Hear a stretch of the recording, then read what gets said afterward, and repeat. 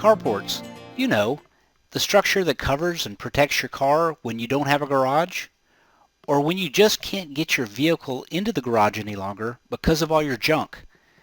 So I have a question. Are carports only for cars?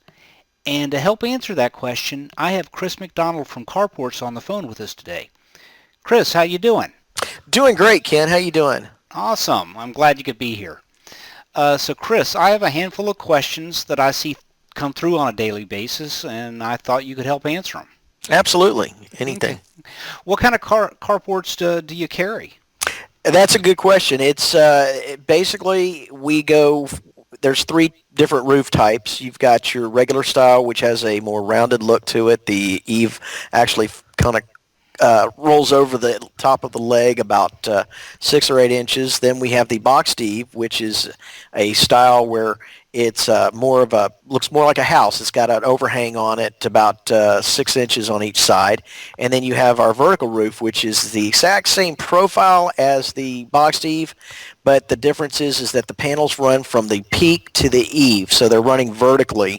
And that's one of my favorites, and I'll tell you why, is because it allows all that water and debris to roll off so it doesn't hang up there on the ribs. And the other thing that I like about it is that it has additional strength to it because it's got 4 hip channels, primarily to allow somebody to be able to screw those panels into gives it something to hold on to, but it also strengthens the structure. Okay. And basically, they're there to cover a vehicle. But to be honest with you, I've seen people use them for all different kinds of things. Okay. As far as sizes go, are there any size constraints? What does it usually start at? None that I can think of. It usually, you start with the basic single car carport, which is 12 foot wide and 21 feet long and about 5 foot high. It can actually go smaller than that. The biggest I've seen as far as a carport, you go all the way up to triple wide.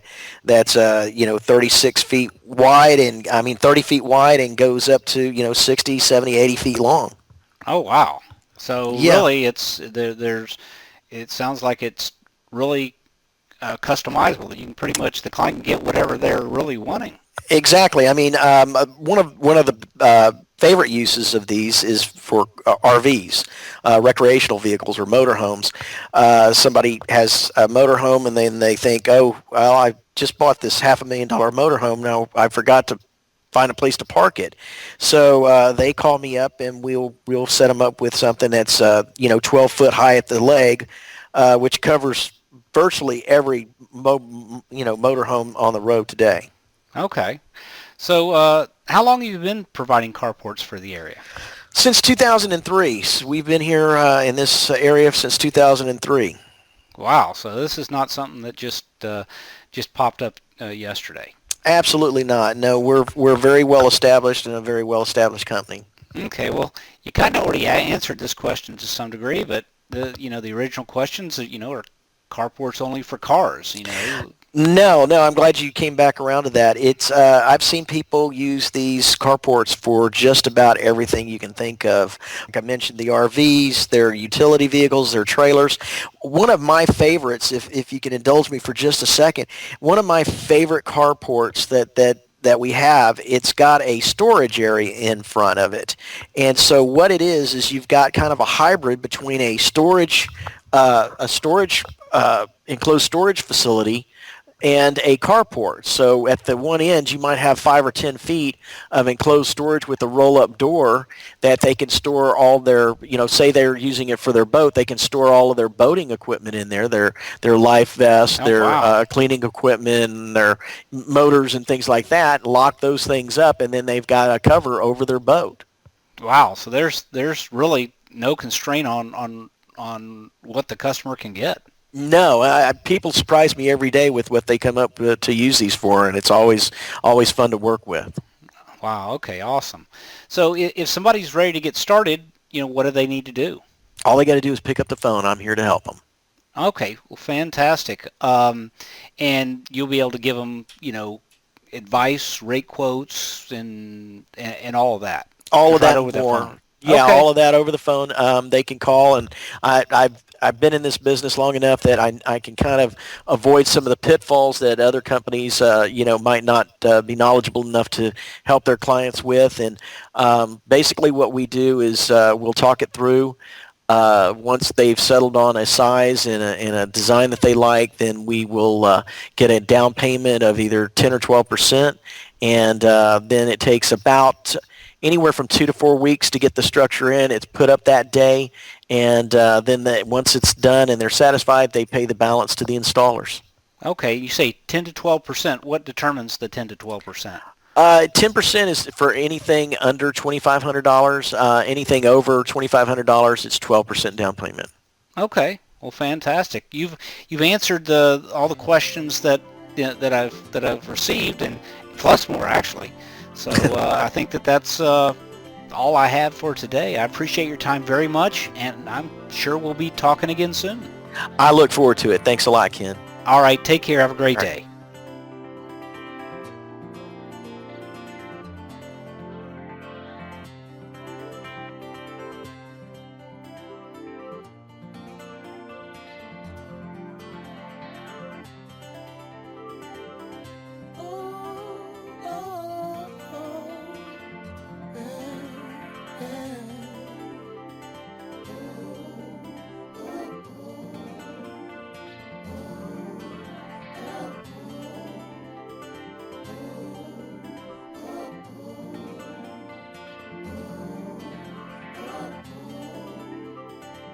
Don't know if I made that.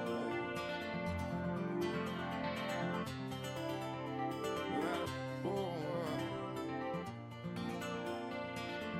I'm just stuck here.